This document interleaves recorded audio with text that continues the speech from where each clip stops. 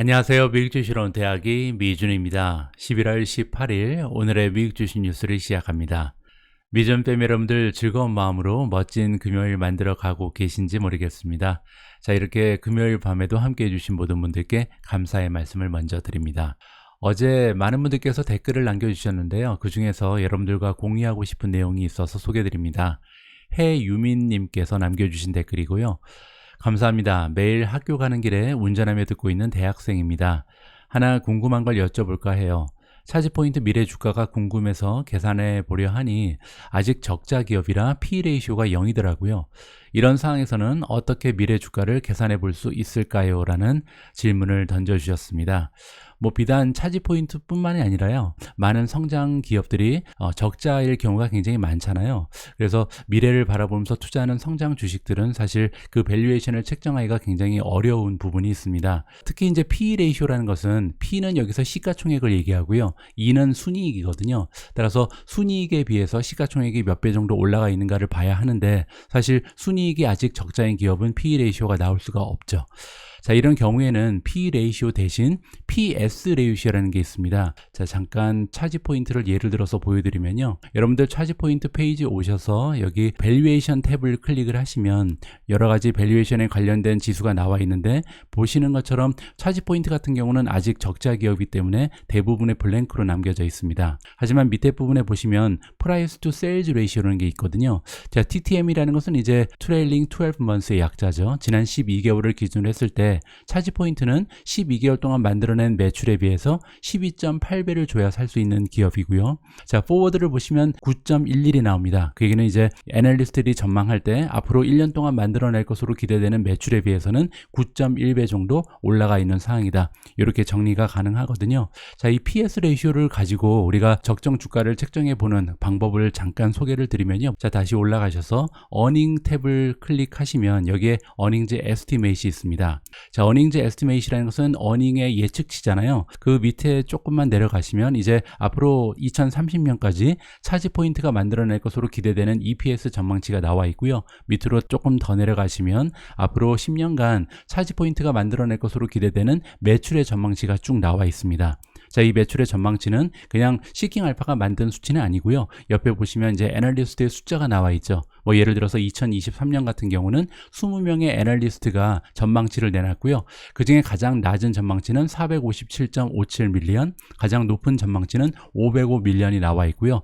중간치를 보니까 480.78 밀리언 정도가 되더라. 이렇게 이해를 하시면 되겠습니다. 자, 그리고 이제 차지 포인트의 적정 주가를 우리가 직접 재미삼아 계산해 보기 위해서는 앞으로 5년 정도가 지났을 때 2027년을 예로 들어보죠. 자, 그러면 2.1 빌리언이 나와 있잖아요. 자, 그러면 차지 포인트는 앞으로 5년 정도가 지나면 2.1 빌리언을 1년 동안 만들어낼 것이다. 이렇게 예상해 볼 수가 있는데요. 자, 그러면 2.1이라는 매출에 우리가 몇 배 정도를 곱하면 적정 주가가 나올지.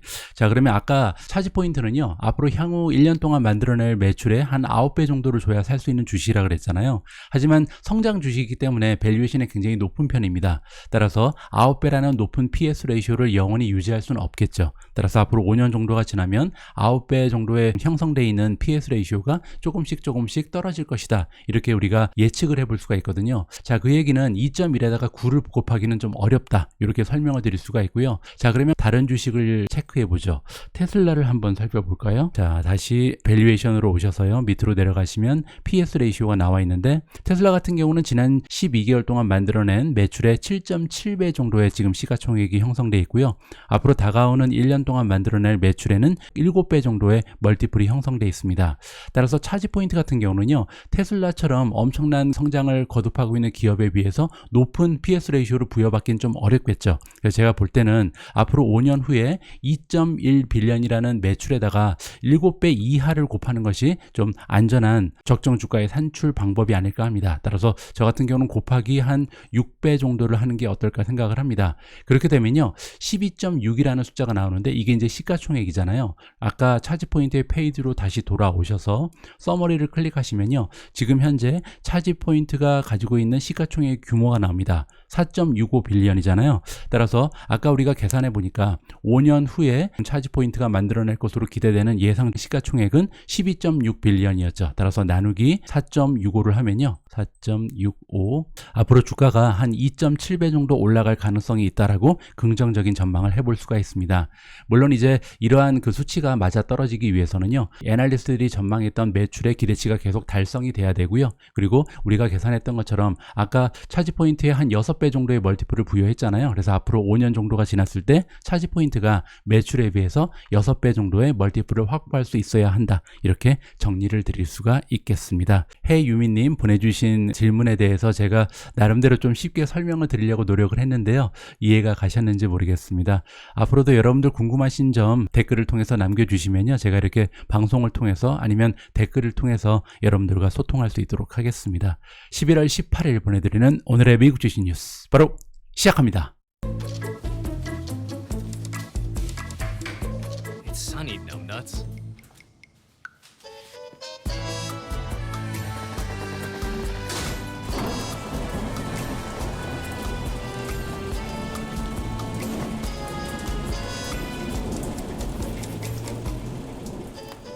Stephen Kress, creator of Seeking Alpha's stock picking system. Seeking Alpha, all you need to know about investing in top stocks or in anything else. Seeking Alpha, be a better investor.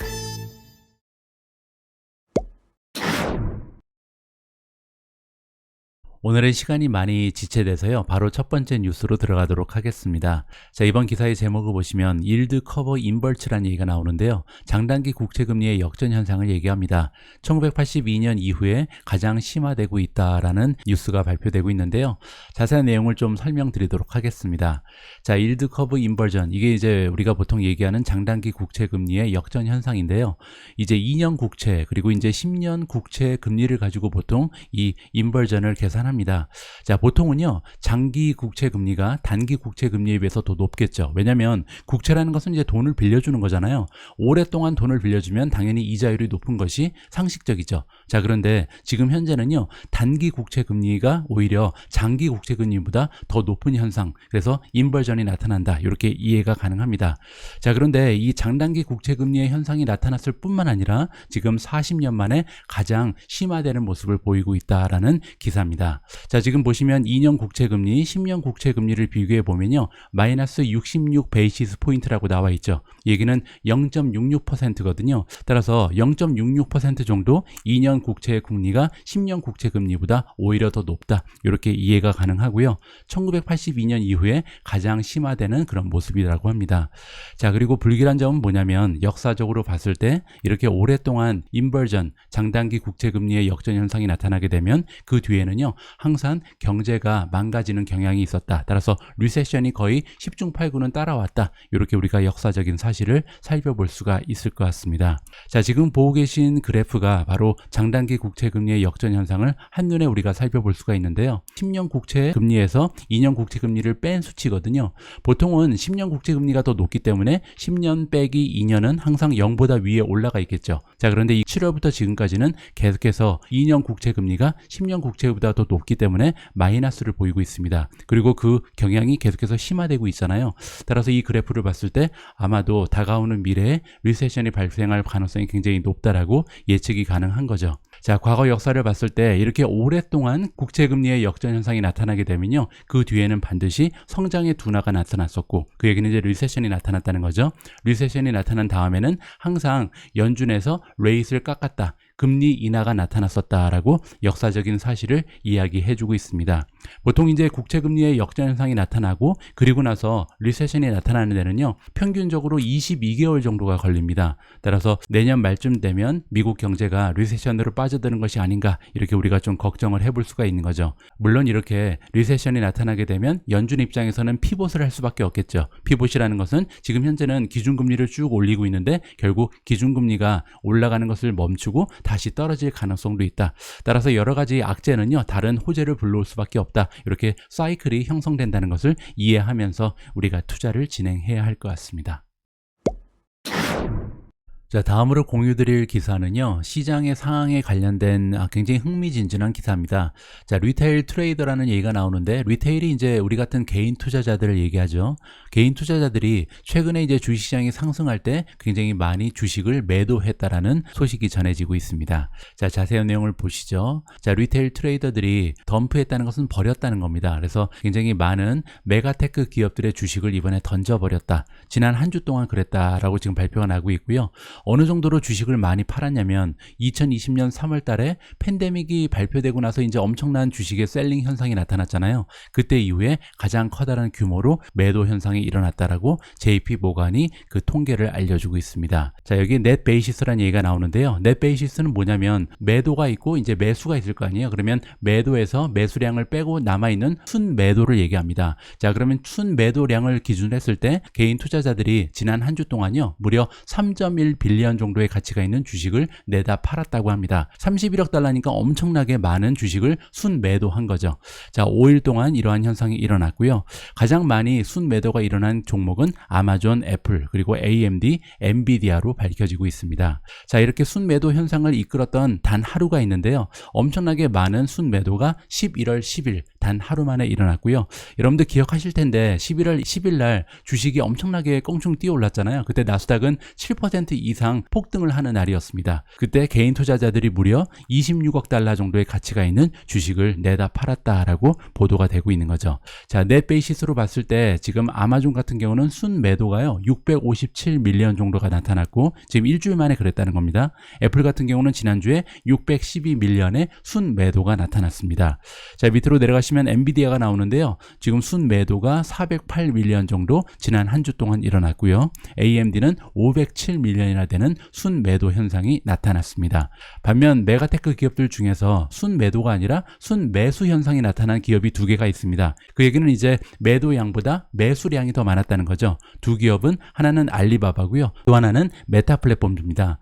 알리바바 같은 경우는 지난주 92 밀리언 정도의 순 매수 현상이 일어났고요. 메타 플랫폼즈는 순 매수가 64 밀리언 정도가 일어났다라고 정리가 가능합니다. 사실 저 같은 경우도 지난주에 주식을 좀 팔긴 했습니다. 여러분들께 예전에 고백드린 것처럼 지금 모기지가 너무나 많이 올라가서 주식의 한 20%를 정리했거든요. 저 역시도 11월 10일 날 주식을 좀 많이 판 것을 여러분들께 고백을 드리고 싶습니다. 제가 이번 주 초에 13F 파일 특집 방송을 이틀에 걸쳐서 보내드렸는데요. 상당히 많은 구독자분들께서 13F 파일 방송 내용에 대해서 만족하셨습니다. 그래서 앞으로도요, 매 분기 13F 파일이 발표될 때마다 여러분들께 비슷한 내용의 컨텐츠를 전달해 드릴 수 있도록 하겠습니다.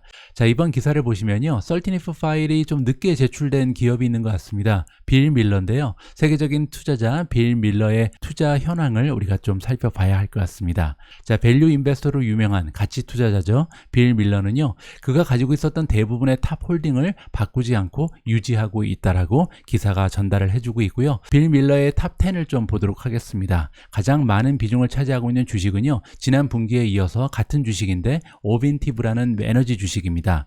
90 밀리언 정도를 투자하고 있는데요. 지난 분기에 비해서 2% 정도 보유 비중을 줄이긴 했습니다. 자, 2위에는 아마존이 올라가 있고요. 지난 분기보다 1% 정도 소폭으로 추가 매수를 한 것으로 나와 있고요. 자, 엑스페디아는 75 밀리언을 투자하고 있는데 지난 분기보다 30%가 보유 비중이 늘었죠. 따라서 굉장히 좋은 예측을 하고 있는 것으로 파악이 되고 있고요. 자, 4위는 테바 파마스티컬입니다. 75 밀리언을 투자하고 있는데 지난 분기에 비해서 1% 정도 감소를 했고요. 마텔은 마이너스 1%, 에너지 트랜스퍼, 그리고 알파벳에도 투자하고 있는데요. 1% 정도 소폭으로 추가 매수를 진행했습니다. 자, 원메인이라는 주식은 9% 정도 보유 비중을 늘렸고요. 테일러 모리스는 마이너스 6%, 그리고 마지막 12자리에 이름을 올리고 있는 알리바바 같은 경우는 23% 정도 좀 많은 폭으로 주식의 개수를 줄였다. 이렇게 전달을 해드릴 수가 있겠습니다. 제가 며칠 전 방송에서요, 뱅크 오브 아메리카의 반도체 종목에 대한 평가를 여러분들과 공유한 적이 있습니다. 그때 이제 뱅크 오브 아메리카의 의견에 따르면 현재 반도체가 너무나 전망이 좋아 보인다. 한 4가지 정도의 이유를 들어서 반도체에 투자해야 된다는 의견을 제시하고 있었는데요. 자, 오늘 기사는 그 기사의 연장선으로 보시면 되겠습니다. 구체적으로 어떤 종목들에 투자해야 좋은 수익을 올릴 수 있을지 뱅크 오브 아메리카의 탑픽을 함께 살펴보도록 하겠습니다. 자, 일단 그때 뱅크 오브 아메리카 아메리카가 왜 반도체가 좋다고 얘기했는지 리캡을 좀 해볼 텐데요. 첫 번째 이유는 수익률이었습니다. 그래서 반도체 종목들은 대체적으로 수익률이 굉장히 높잖아요. 거기에 특히 캐시플로우를 보시면 20% 이상 되는 종목이 대부분이다. 따라서 굉장히 리스크가 적은 종목이라고 얘기하고 있는 거죠. 두 번째는 진입 장벽입니다. 경제적 해자가 확실하다는 거죠. 그래서 새로운 기업이 진입하기가 어렵기 때문에 기존의 강자들이 그들의 추세를 지속적으로 보여줄 가능성이 높다. 이게 두 번째 이유였고요. 자, 뱅크 오브 아메리카가 반도체 주식을 추천했던 세 번째 이유는요. 올해 실적이 너무나 큰 폭으로 떨어졌기 때문입니다. 그 얘기는요. 역설적으로 얘기하면 내년에 이제 어닝 발표할 때는 올해 실적과 비교하기 때문에 성장세가 두드러질 가능성이 높다는 거죠. 자, 마지막으로 시장의 전반적인 그 주가 하락에 비해서 올해 반도체 주식들은 너무나 많이 빠졌습니다. 따라서 밸류에이션이 좋기 때문에 지금이 줍줍 찬스다. 이렇게 네 가지의 이유를 들어서요. 뱅크 오브 아메리카가 반도체 주식을 추천했었습니다. 자, 오늘은요. 그럼 과연 어떤 주식이 가장 좋은 평가를 받고 있는지 이들의 탑픽을 살펴볼까 합니다. 자, 뱅크 오브 아메리카는요. 키 메가 트렌드에 투자를 해야 된다라고 얘기합니다. 따라서 반도체 주식 중에서 이제 4차 산업혁명을 이끌어 나갈 그런 위치에 있는 종목들을 찾아서 투자해야 된다라고 얘기하는데요. 뱅크 오브 아메리카가 반도체 투자 논리로 삼고 있는 첫 번째 메가 트렌드는요. 바로 자동차입니다.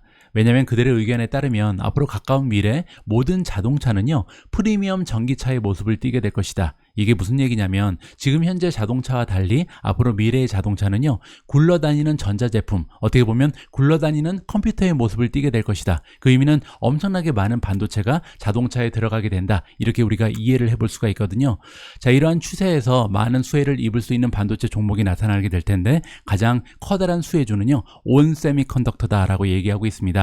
제가 미주원 방송을 통해서 많이 말씀드렸던, 언급드렸던 그런 종목이죠. 온 세미컨덕터는 열 효율이 굉장히 높은 전력 반도체에 강점이 있는 기업이다. 이렇게 정리를 해드릴 수가 있고요. 자, 두 번째 메가 트렌드는 클라우드입니다. 자, 클라우드의 디맨드, 수요가요. 앞으로 2026년이 되면 지금 현재 수요에서 3배 정도 껑충 뛰어 오르면서 결국 3천억 달러 정도의 가치가 있는 시장으로 발전을 할 것이다. 이렇게 지금 예상을 하고 있고요. 자, 여기에서 가장 탑픽, 좋은 종목은 바로 엔비디아입니다. 엔비디아가 아무래도 이제 데이터 센터의 강자이기 때문에 여기에서 많은 혜택을 얻을 수 있다라고 생각하는 거죠. 자, 그 밖에도 AMD도 많은 수혜를 입을 수 있는 반도체 종목이라고 추천을 해주고 있고요. 자, 세 번째는 캐시플로우인데요. 캐시플로우가 무려 30%가 넘어가는 최고의 캐시플로우를 자랑하는 반도체 종목이 있는데요. 바로 아날로그 디바이스입니다. 아날로그 디바이스는요. 배당률 역시도 1.8%를 넘어가기 때문에 굉장히 좋은 투자의 매력을 가지고 있다. 자, 그 밖에도 브로드컴 역시 캐시플로우도 좋고 디비던드 일드도 굉장히 좋기 때문에 추천을 하고 있다. 이렇게 정리가 가능하고요. 자, 마지막으로 현재 밸류에이션이 많이 떨어진 기업들이 보이는데 그 중에서 이제 장비 기업들을 보시면 14배에서 15배까지 퍼가 떨어졌다고 합니다. PE 레이시오죠. 자, 지금 PE 레이시오가 가장 많이 떨어져서 프라이스 타겟에 비해서 많은 상승률이 예상되는 기업은요. KLA 그리고 어플라이드 머티리얼 정도가 추천되고 있습니다. 자, 이렇게 뱅크 오브 아메리카의 의견에 따르면요. 앞으로 4차 산업혁명이 가속화되는 구조적인 성장에 편승하면서 많은 반도체 기업들이 좋은 주가의 흐름을 보일 것이다. 물론 이제 장기적인 이야기고요. 그리고 여러 가지 트렌드에 편승해서 좋은 혜택을 얻을 수 있는 기업을 찾아 투자를 해야 된다라고 정리를 해드리겠습니다. 최근 들어서 가장 분위기가 좋은 반도체 종목은 타이완 세미컨덕터 TSMC입니다. TSMC 같은 경우는요, 굉장히 오랜 기간 동안 투자자들의 외면을 받아왔습니다. 바로 지정학적인 리스크 때문인데요. 최근 들어서 워렌 버핏이 투자를 시작했다라는 소문이 들리면서 이제 많은 개인 투자자들이 용기를 조금씩 내고 있는 것 같습니다. 그러면서 이제 주가의 흐름이 굉장히 좋은데요. 사실 시킹알파의 퀀트 스코어를 보시면 굉장히 높은 수치를 과거 몇 개월 동안 보여왔거든요. 아직까지도 4.88이라는 굉장히 높은 점수, 그리고 스트롱 바이를 받고 있는 기업입니다. 자, 타이완 세미컨덕터가요, 어제도 주가가 2.56%나 올라갔는데 그렇게 올라갈 만한 호재 하나가 발생을 했습니다. 자, 타이완 세미컨덕터의 주가가 올라가고 있다. 그 이유는 뭐냐면 타이완 정부가요, 이번에 세금 감면에 대한 내용을 제시를 했다라고 나와 있고요. 물론 이 세금 감면은 아무한테나 주는 것이 아니라 반도체 산업을 육성하기 위해서 이제 반도체 기업들이 리서치 앤 디벨롭먼트에 쓰는 연구 개발비에 한해서 준다라고 이해가 가능합니다. 자, 이러한 내용은요, 타이완의 경제부 장관의 입에서 나온 내용이다라고 소개가 되고 있고요.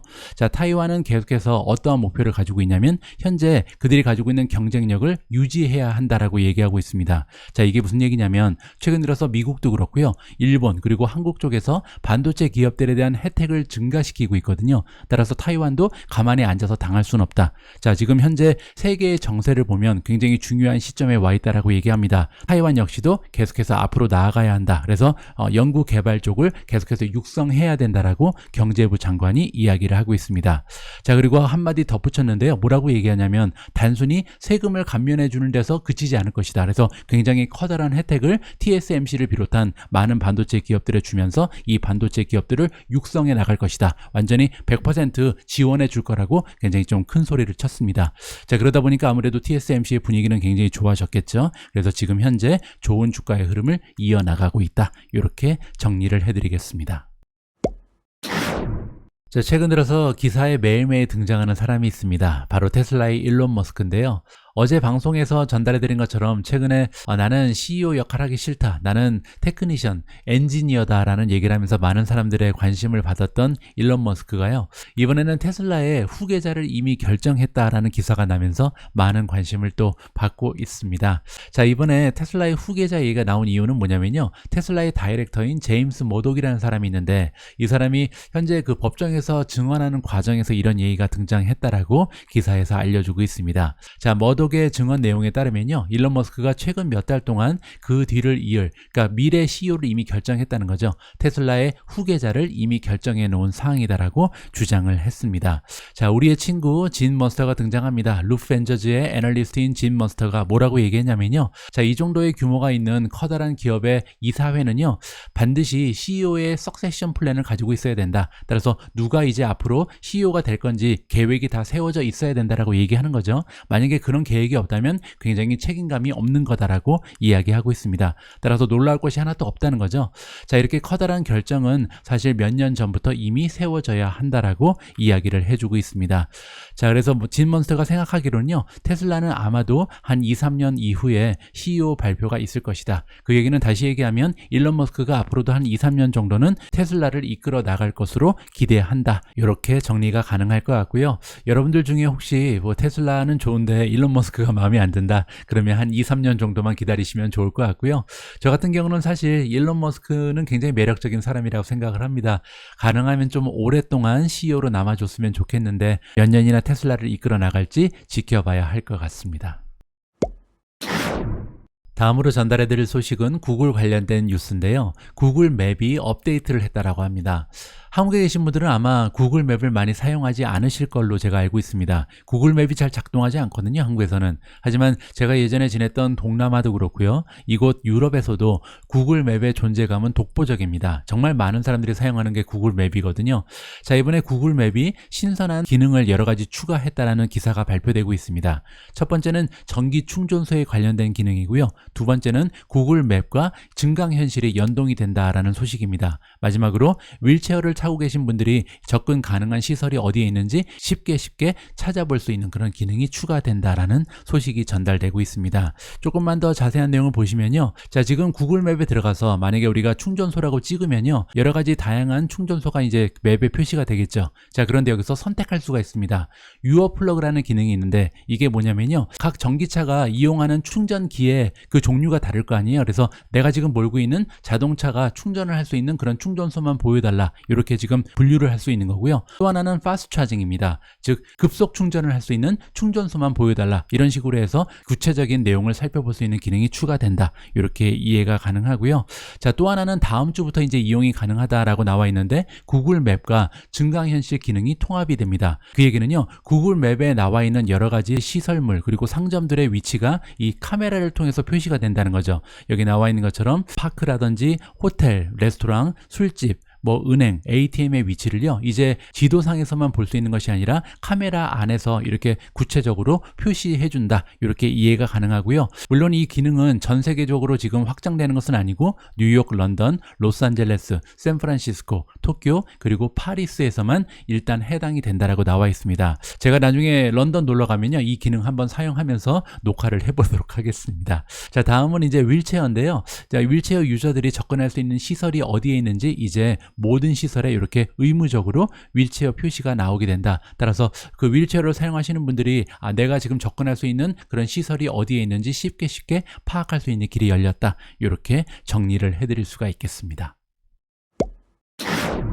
자, 오늘 마지막으로 준비되어 있는 기사는 2022년 가장 열심히 일하고 있는 기업 중에 하나죠. 우버 관련된 소식입니다. 자, 이번에 우버 이츠가요, 뉴욕시에서 보우디가스랑 함께 일을 하게 됐다라고 얘기합니다. 보우디가스는 뭐냐면요, 와인 같은 거를 판매하는 식품 잡화점이라고 보시면 되는데, 뉴욕에는요, 수천 개의 보우디가스가 있다라고 합니다. 따라서 이 보우디가스의 배달 서비스를 우버 이츠가 해준다. 이렇게 이해가 가능하고요.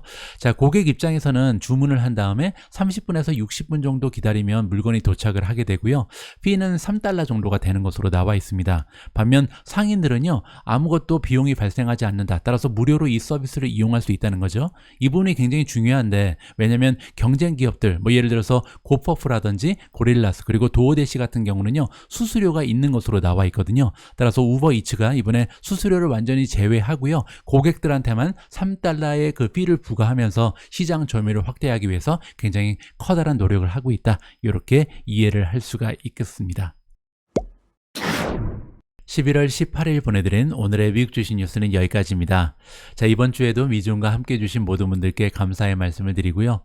다가오는 주말 여러분들 행복하고 멋진 기억들 많이 만들어 가시기 바랍니다. 저 같은 경우는 이번 주말은요, 아무것도 안 하고 좀 쉬고 싶습니다. 지난 주말에 이제 이사하느라고 너무 고생을 해서요, 피로가 좀 많이 쌓여 있는 것 같습니다. 이번 주말 푹 쉬고 다음 주 월요일 날 건강한 모습으로 다시 인사드릴 수 있도록 하겠습니다. 우리 모두가 미국 주식 투자로 은퇴하는 그날까지 다 함께 화이팅입니다. 행복한 하루 되세요. 감사합니다.